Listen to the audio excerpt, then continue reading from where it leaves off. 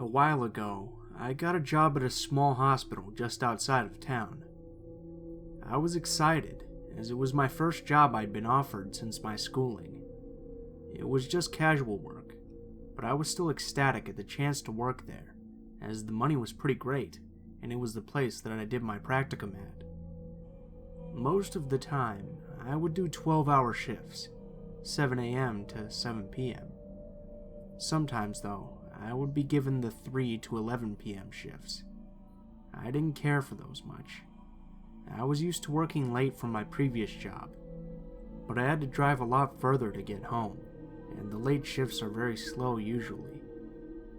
Another reason I didn't like them much was because there weren't very many people on staff, and I could get pretty lonely. Usually 4 nurses and 1 admin, me, and the emergency doctor. That's about it. Now, being in a small hospital like this one, you see some pretty strange things come in. Some people can't make it into the city, and so we've had the emergency STARS helicopter have to drop in every now and then. I've seen some terrible things, like whole families dying from accidents on curved country roads. I've even had people bring in animals in desperation, as there was no vet nearby that was open. This one particular night, around 10 p.m., I was sitting and talking with one of the RNs about a patient's chart, but mostly just wasting time until I could go home at 11. The hospital was quiet, and I'd only checked around 6 people into emergency at this point. I remember I was eating my yogurt, and I heard a strange noise coming from the main doors. I saw a man walking towards us. He looked mostly normal, but he had a long coat on, which was strange as it was the middle of summer, and even though it was dark out, it was still relatively warm. The RN next to me sighed and got up to go to the bathroom, leaving me to attend to our new arrival. As he drew closer, the strange sound got louder, and something caught the light. He was dragging something behind him that I couldn't quite make out, but I assumed it to be metal by the noise it was making. It sent a shiver up my spine. He stopped at the desk, and I could see his eyes were wide and his pupils were huge. His face was pale, and he looked like he hadn't slept in a very long time. I'd seen this look many times, and immediately associated it with someone who was high on something. He leaned on the desk and ran his fingers through his hair, pulling at it and grinding his teeth. When people like this come in, they're usually looking for drugs. Most of the time they'll complain of a migraine or fibromyalgia, anything we can't prove the contrary of. I processed him as usual, and noticed that he was getting more and more irritable as time passed. Eventually, when I finished and pointed him towards the waiting area, he asked me how long it would be. Knowing that the on-call doc had gone on a quick break, I estimated about half an hour. That's when his whole demeanor changed. The anger on his face was obvious as he stormed over to the waiting area, which is a room between emergency and the front desk area with doors. As he walked away, I got a glimpse of what he was dragging, and I came to the quick realization that it was an axe. I panicked and almost called the code over the paging system, but I didn't want him to realize I had noticed. I promptly called the police on my cell phone and ran down the hall to signal to the nurses that we had an issue. The police would have to come from 2 towns over, which takes on average 20 minutes. Of course, as we are small girls, we didn't want to go anywhere near him. He was tall and very muscular. Even all combined, we probably wouldn't have stood a chance. I calmly walked back to the front desk and paged the doctor, asking him to call me. I waited and waited, but never got a response from him. I watched this man getting more agitated, and soon he started yelling and asking for help. We hid from him, not wanting him to come back to us, and we devised a plan to lock him in the waiting area. The glass in there is reinforced, and the doors are pretty heavy, so it should hold him in there until the police arrived. The plan went down without a hitch, until the man realized what we'd done. He started screaming and throwing chairs around the room, He was alone, so we didn't have to worry about him hurting anyone.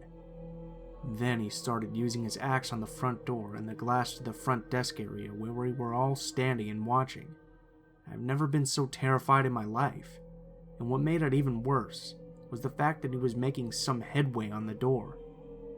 It was at this time that the emergency doctor walks in the front door of the hospital, sipping on a drink from the Mac's over the road. He saw us all huddled behind the desk, and thankfully, he quickly took charge of the situation. After getting all the necessary information, he disappeared towards the back entrance of emergency, the way ambulance bring patients in. He unlocked the door of the waiting room and tackled the man to the floor when he wasn't looking, then proceeded to tie him up with the cable ties. He sat on his back until the cops finally arrived. I was so thankful to have that young, physically fit doc with us that night. I bought him coffee every time our schedules crossed as a thank you, but I don't think it would ever be enough. As this was the second incident that went down for me as I worked a late shift, I decided to never work late shifts again. Now I'm a Monday to Friday 9 to 5 worker. Much safer that way.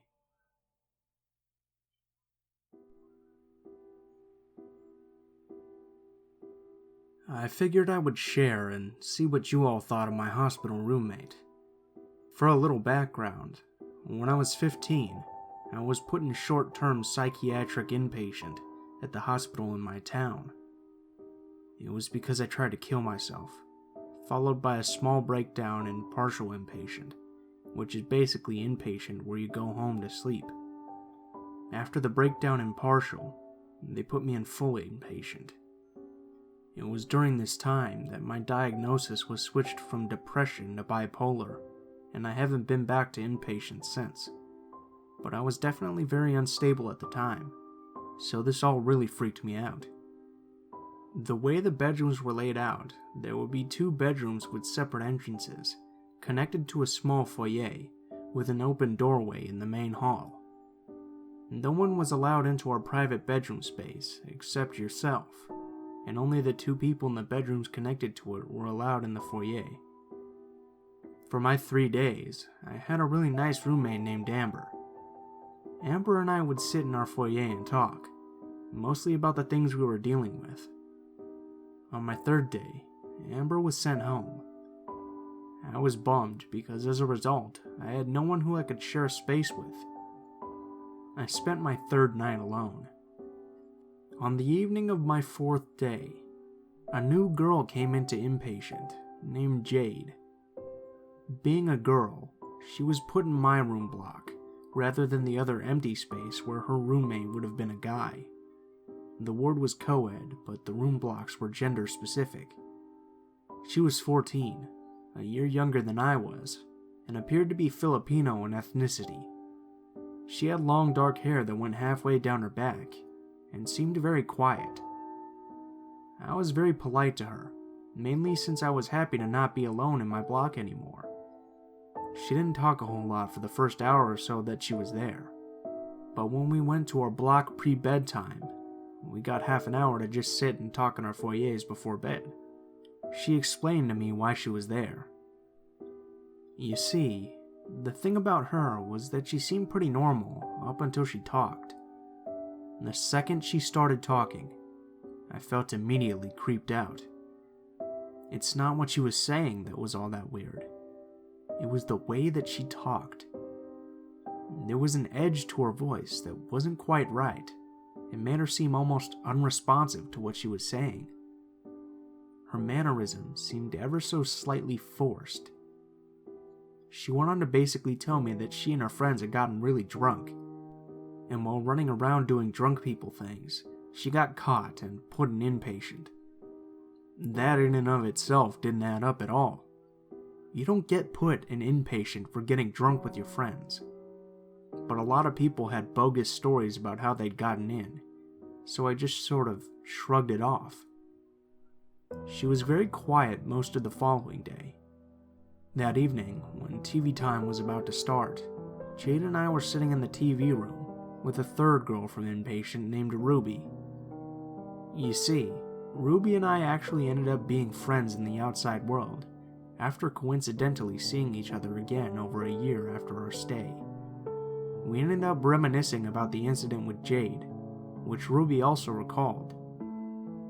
The three of us were alone in the room, because the staff had walked out for a minute to talk to the desk person just outside of the room.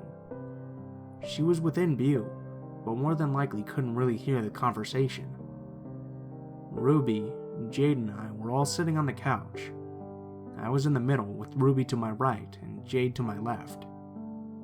Ruby and I were talking about cats on the outside. We were both missing our pets, and it was common for the teens and inpatient to talk about the things they loved the most on the outside. Jade wasn't really in the conversation, but suddenly piped up saying that she hated cats. She went on to tell a story about how a stray had once scratched her, so she killed it and chopped it up, then left the bits in the woods. If the story wasn't creepy enough on its own, recall how I described her demeanor.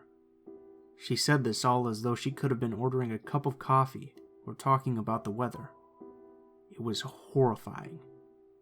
Ruby and I exchanged a look, and one of us, I don't recall which, asked about whether that was the first time she had actually killed something. She responded that it wasn't, and that she liked to kill small animals all the time, usually cats, because she hated them. Within the next minute, the staff person came back into the room. Ruby and I were still relatively floored by the incident. The staff was unaware of what had been said, and we didn't really mention it. Fortunately, I left the hospital only 3 days later, and 2 of them were spent in a different room because an ant problem was discovered in my original room.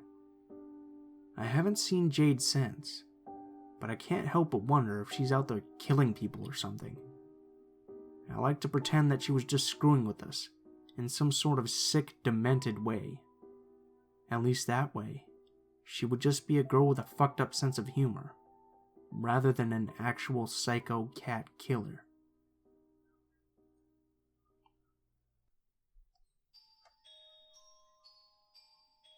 Okay, this is my first time posting, so I hope it all makes sense.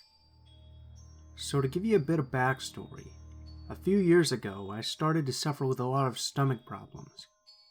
Fast forward 4 years, and it turns out I've got a stomach ulcer. Not ideal.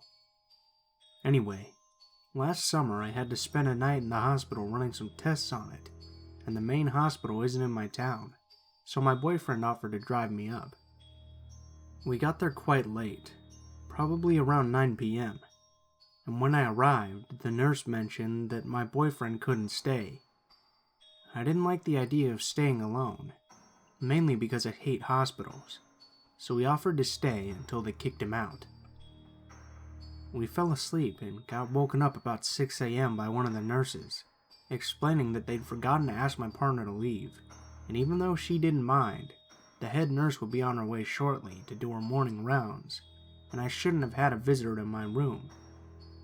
So my boyfriend offered to go down to the car for a few hours to sleep more, and once they'd finished the test, they let me go. Anyways, this is where it gets weird. About 5 minutes into leaving, this random guy walks into my room and sits down, telling me the nurses asked him to come in here. I know it sounds stupid, but I guess I was in shock for a few minutes, because I sort of believed him. Then I started probing him, and his answer was the same. He was asked to sit in here.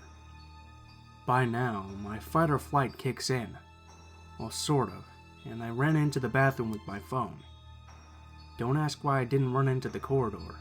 Again, I clearly don't cope well with these situations. So I get to the bathroom and call my boyfriend, who is crazy protective of me, and tell him what's happened. He immediately makes his way back from the car. At this point from the bathroom, I can hear shouting. What's this young girl's name? What age is she? I don't know who he's shouting to because no one is answering him. Thankfully, I can hear my boyfriend coming back into the room and asking the guy who he was. And this must have startled him because he ran off down the hall. When I came out of the bathroom, I noticed my boyfriend had a horrified look on his face. What I should have also mentioned is that I wear contacts, but had taken them out before falling asleep. So between not having full sight, and in my panic, I'd missed that the man's hands, feet, and clothes had blood on them, because he left a small trail of blood across the floor, across the wall, and onto the chair he was sat on. At this point, I went down to the hall nurse's station, still a little in shock, and explained what happened. Right away, someone came up to clean the mess, but again, they asked my boyfriend to leave, something he wasn't exactly happy about. The nurses were clearly trying to keep me calm as they tried to make light of it, but I knew something wasn't right, and at this stage, I've realized the guy is actually keeping a close eye on my room, because no sooner than my boyfriend had left, the man walked back in, closed the door, and began walking towards me sitting on the bed. Thankfully, the nurse was present this time and demanded the man leave. I don't think they'd taken me too seriously until now, but finally they noticed that having a bloodied man continuously trying to break into my room was shaking me, and they told me it was safer to have my boyfriend with me, as he must have been the guy's biggest deterrent. Rightly so, because for the rest of the morning, the guy kept walking past my room trying to peer through to see if my partner was still there. He eventually gave up or was sent somewhere else. I finished my tests and was allowed home. The nurses tried to tell me the guy had a head injury, which was the reason he was in the hospital, but they were obviously worried enough for my safety to let my boyfriend stay in the room.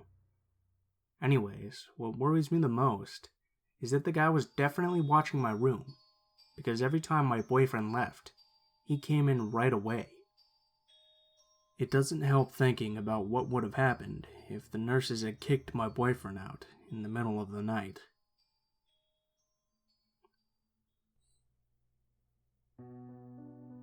I was in the hospital for about 10 days, suffering from a kidney infection.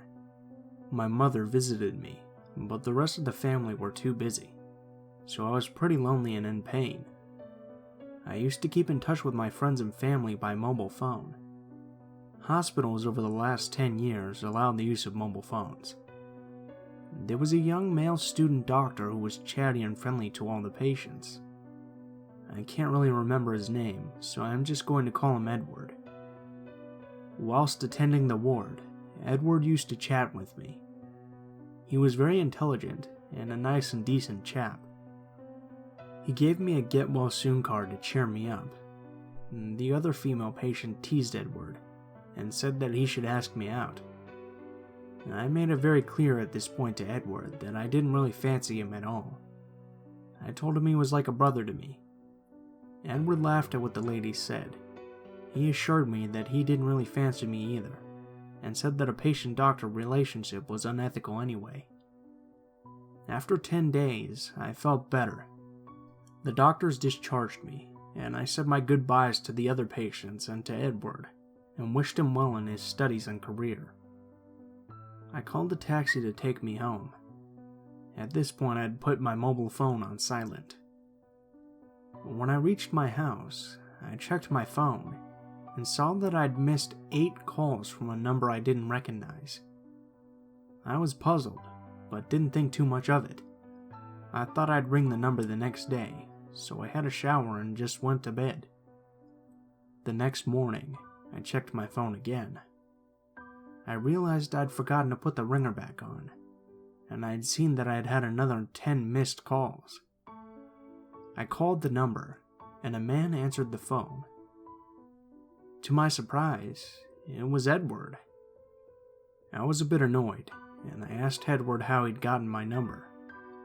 He told me that I'd given it to him. I told him that I hadn't, and he insisted so much that I had, that I even began to doubt myself.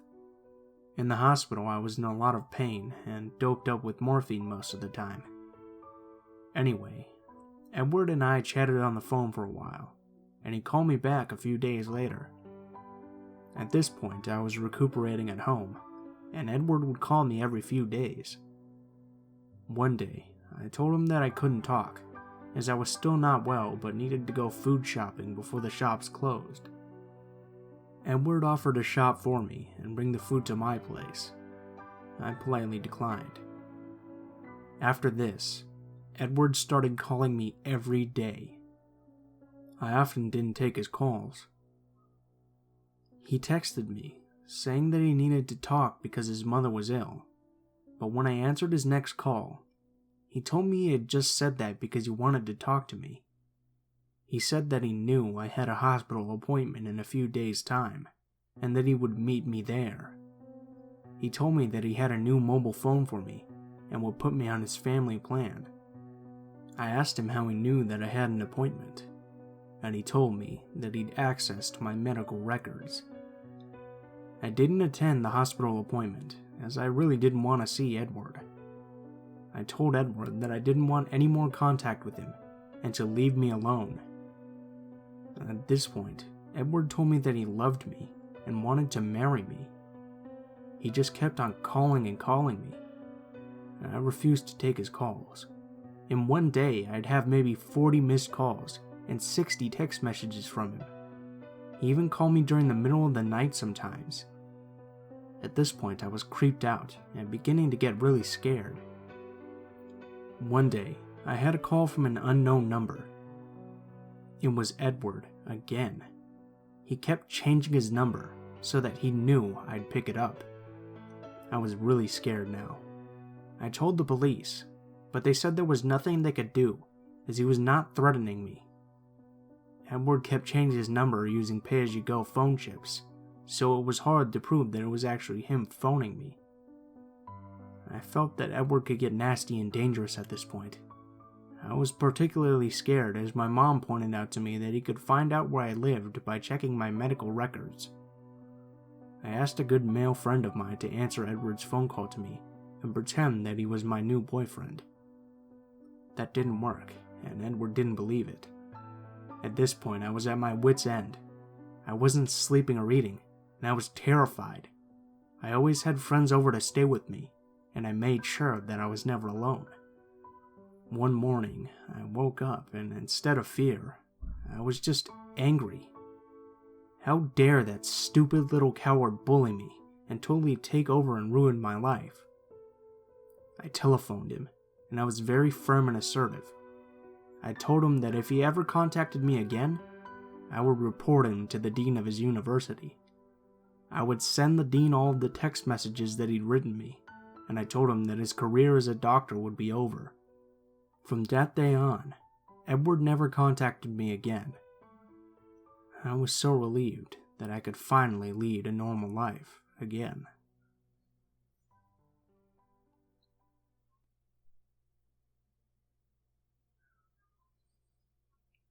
What's up, guys? Blue Spooky here, as always. I just wanted to thank you guys for watching, especially if you made it this far to the end here. If you liked the video, please feel free to leave a comment or like.